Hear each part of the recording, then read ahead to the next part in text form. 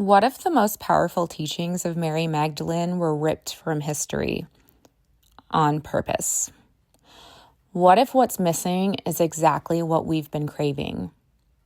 I'm Ginny, priestess, guide, and spiritual mentor, and today we're diving into the Gospel of Mary, what was buried, what was erased, and why it still matters now.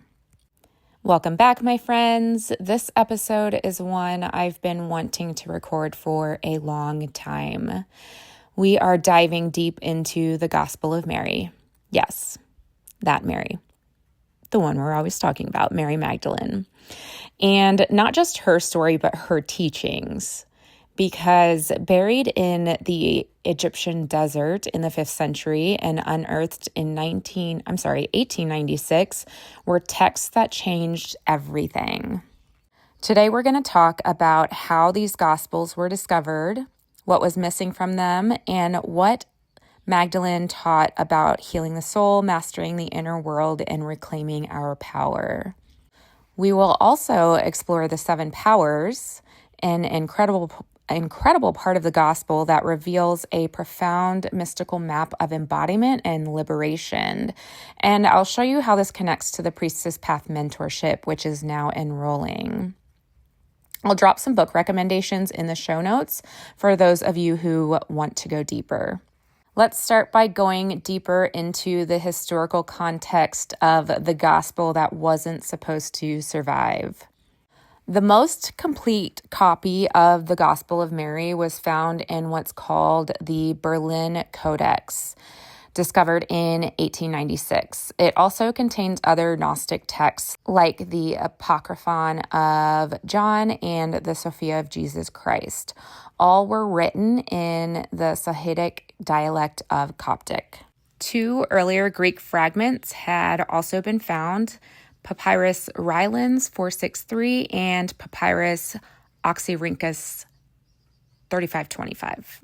The latter was discovered between 1897 and 1906, but not published until 1983. These texts confirm that this gospel was circulating long before it was buried. Scholars believe that the Gospel of Mary was written in the early 2nd century, possibly between 120 and 150 CE. Karen King of Harvard notes it shows familiarity with both the Gospel of John and Paul's letters. So while it's not one of the canonical Gospels, it's close in time and deeply aligned with early Christian mysticism. Interestingly, it's not listed in the later church's banned texts. It's as if it was completely erased before it could even make the list. There's also debate over which Mary this gospel refers to. Some suggest Mary, the mother of Jesus, or even an unnamed sister, but based on other Gnostic writings, Mary Magdalene is the most likely figure. She appears consistently as a spiritual equal to Yeshua and often as his most misunderstood follower. In this gospel, Peter directly opposes her, just as he does in the Gospel of Thomas and the Pistis Sophia. In all 3, Mary is portrayed as Magdalene, the woman Yeshua loved and trusted above the rest. As scholar Esther DeBoer says, quote, Levi's defense of Mary is telling, surely the Savior knows her very well. That is why he loved her more than us, end quote. This echoes language from the Gospel of Philip, where Mary Magdalene is again named as the one Yeshua kissed often and shared sacred knowledge with. This wasn't just a disciple, this was a lineage holder. Before the torn pages, there's a powerful moment that sets the tone for the entire gospel. Yeshua is speaking directly to Mary and tells her, quote, where the mind is, there is treasure, unquote. It's one of the few intact lines from that section, and it's everything. In a world that teaches us to seek outside ourselves, Magdalene is being shown that the sacred treasure, the divine spark, the gnosis, is within. This teaching wasn't just intimate, it was revolutionary. It bypassed religious gatekeeping and placed spiritual authority inside the body, the mind, the soul of the seeker. and it was given to a woman. Let's start with what happened. In 1896, a copy of the Gospel of Mary was found in a Cairo antiquities market written in Coptic. It was later discovered that 3 different texts had been buried together, and this one was radical. Because in it, Mary Magdalene wasn't that background character. She was a teacher, a spiritual authority, the one who understood what Yeshua was really saying. And we know the manuscript was incomplete. Pages 1 through 6 were gone, and so were pages 11 through 14, torn out, missing. And what's between the lines is that it wasn't accidental. What was on those pages? No one knows for sure, but what's left is revolutionary. Let's ground this in some of what's actually written. Here are some of the preserved teachings from the Gospel of Mary. We'll start with all natures, all forms, all creatures exist in and with each other. This points to an early mystical teaching of interconnection that we might now call non-duality or oneness. Mary recounts Yeshua telling her, "There is no such thing as sin." This one is radical. Instead of a morality-based control system, sin is reframed as imbalance, a condition we return from through awareness. In the Gospel of Mary and canonical texts, sin is defined as the ignorance of one's knowing of gnosis, or one's connection and oneness with the soul, with spirituality, with God. When Mary speaks of the soul's journey after death, she describes its ascent through the realms governed by the 7 powers, where each power challenges the soul with shadow material like fear, shame, or the illusion of separation. And the soul must respond with knowing and remembrance. Each step is a release of what's false, a reclaiming of what's true. These teachings position Mary not only as a disciple, but as a wisdom keeper of profound mystical initiation. And in this text, the disciples are grieving after Yeshua's death. They're lost, afraid. Text was written as conversation or dialect. So this is after Yeshua has been crucified. Like I said, the disciples are grieving. They don't know what to do. And Mary, not Peter and not John, Mary steps forward.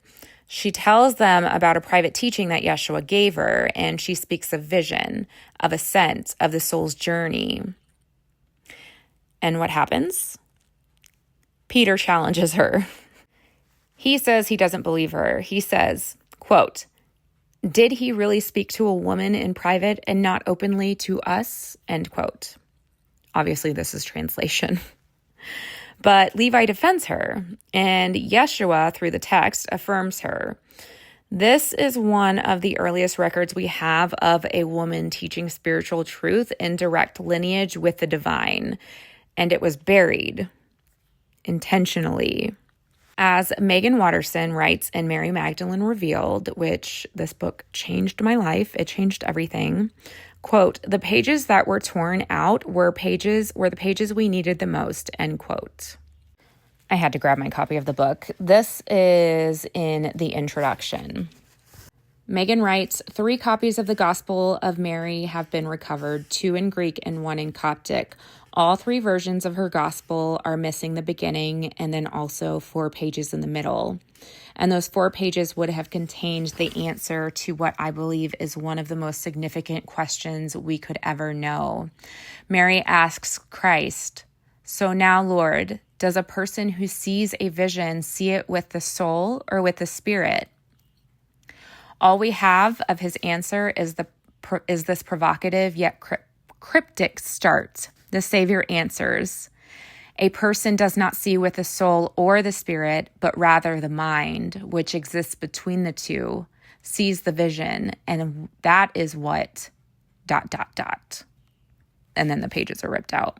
If you haven't read Mary Magdalene Revealed, I highly, highly recommend it.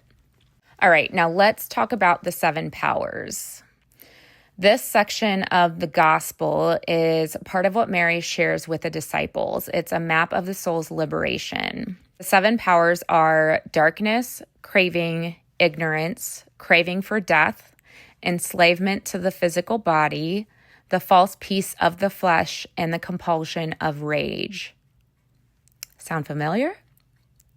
These aren't just sins, they're energetic imprints, shadow frequencies. And Mary Magdalene names them because you can't reclaim your light without facing your shadow. So these 7 powers, which were later turned into the 7 deadly sins, aren't here to shame us. They are the veils, the illusions, the distortions that keep us from remembering our divine nature. And instead of encouraging us to walk through these, canonical texts, canonical Christianity teaches us to be ashamed of it, which therefore keeps us disconnected from our own true gnosis. This is why I include shadow work in the priestess path. And it's not even that I include shadow work in the priestess path. It's just that shadow work is a part of any priestess path. Because every time you face the part of you that's still stuck in fear, shame, silence, scarcity, you reclaim another part of your soul. So how is all of this relevant now? Mary wasn't just the first to witness the resurrection. She was the first to embody it. And the resurrection isn't just a historical event. It's an invitation to rise from what was buried, to remember what was erased, to reclaim your truth. She speaks to every woman who's been silenced, dismissed, told she's too much or not enough. And she's rising in us now, in dreams, in rage, in grief, in knowing. Her gospel wasn't lost. It was planted for us to find when we were ready. All right, if you're still listening, I trust this stirred something in your blood. This is Magdalene's medicine. The voice of the sacred feminine returned. The Priestess Path mentorship is open now for enrollment. This is a 9-month spiral of remembrance, reclamation, and rebirth. We begin in July of 2025. And if you feel the Magdalene calling you, not just as a symbol, but as a teacher, this is your invitation to walk with her. Book recommendations for the Gospel of Mary and the 7 Powers are in the show notes. Read, feel, remember. Until next time, honor what was buried and become what rises. XOXO, Ginny.